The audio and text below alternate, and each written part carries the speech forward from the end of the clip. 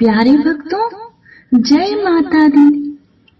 आइए नवरात्रि के पावन अवसर पर माता रानी की भक्ति में हमसे जाने अनजाने जो भी गलतियां हुई हो, आओ भाव से भरकर माता रानी से क्षमा प्रार्थना करें।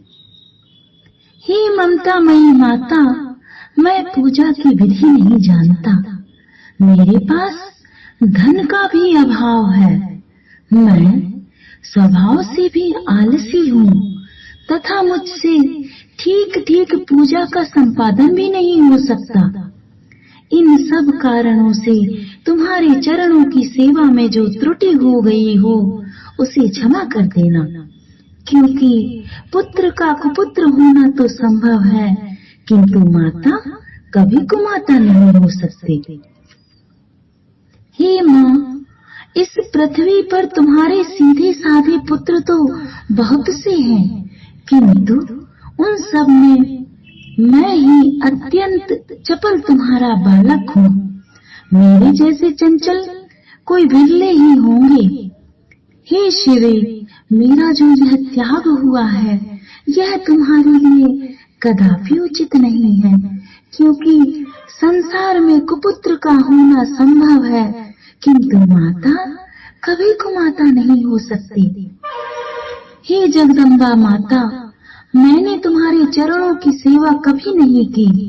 हे देवी, तुम्हें अधिक धन भी समर्पित नहीं किया, तथापि मुझे जैसे अधम पर जो तुम अनुपम स्नेह करती हो, इसका कारण यह है कि संसार में कुपुत्र तो पैदा हो सकता है, पर कहीं भी कुमाता नहीं हो सकती।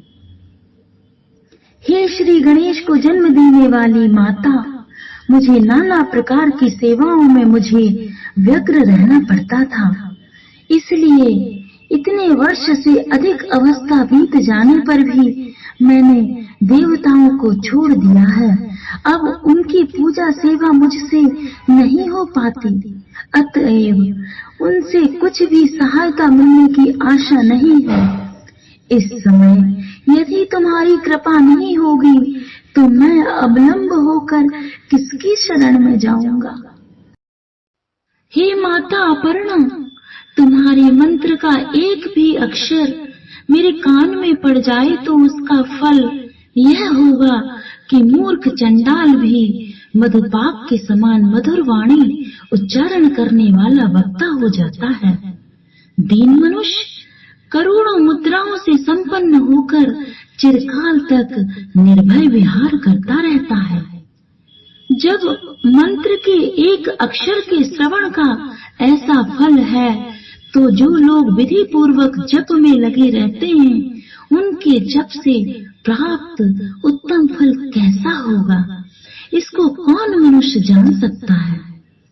भवानी, जो अपने अंगों में चिता की राख लपेटे रहते हैं, जिनका विष ही भोजन है, जो दिगंबर धारी हैं, मस्तक पर जटा और कंठ में नागराज वासु को हार के रूप में धारण करते हैं, तथा जिनके हाथ में कपाल शोभा पाता है, ऐसे भूतनाथ पशुपति भी जो एकमात्र जगदीश की पदवी धारण करते हैं, इसका क्या कारण है?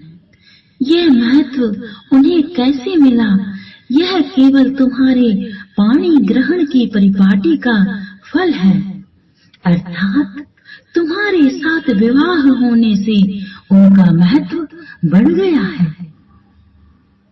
मुख पर चंद्रमा की शोभा धारण करने वाली माँ, मुझे मोक्ष की इच्छा नहीं है, संसार के वैभव की भी अभिलाषा नहीं है, न विज्ञान की अपेक्षा है, न सुख की आकांक्षा है।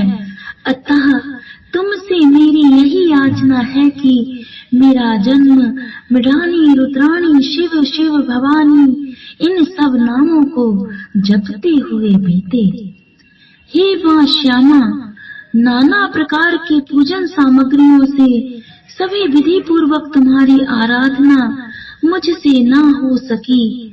सदा कठोर भाव का चिंतन करने वाली मेरी वाणी ने कौन सा अपराध नहीं किया है, फिर भी तू स्वयं ही प्रयत्न करके मुझ अनाथ पर जो किंचित कृपा दृष्टि जो रखती है माँ, यह तुम्हारी ही योग है।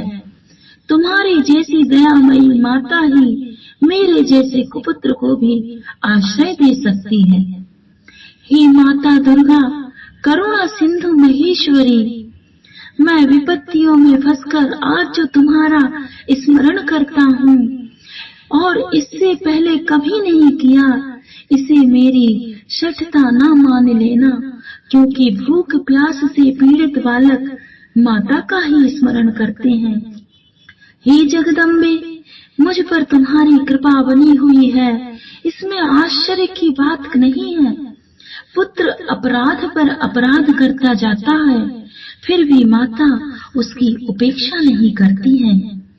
हे महादेवी, मेरे समान कोई पातकी नहीं और तुम्हारे समान कोई पाप हारिणी नहीं, ऐसा जानकर जो उचित परे वो कृपा करो, मुझ अनाथ को क्षमा करो, क्योंकि संसार में पुत्र कुपुत्र हो सकता है, परंतु माता कभी भी कुमाता नहीं हो सकती।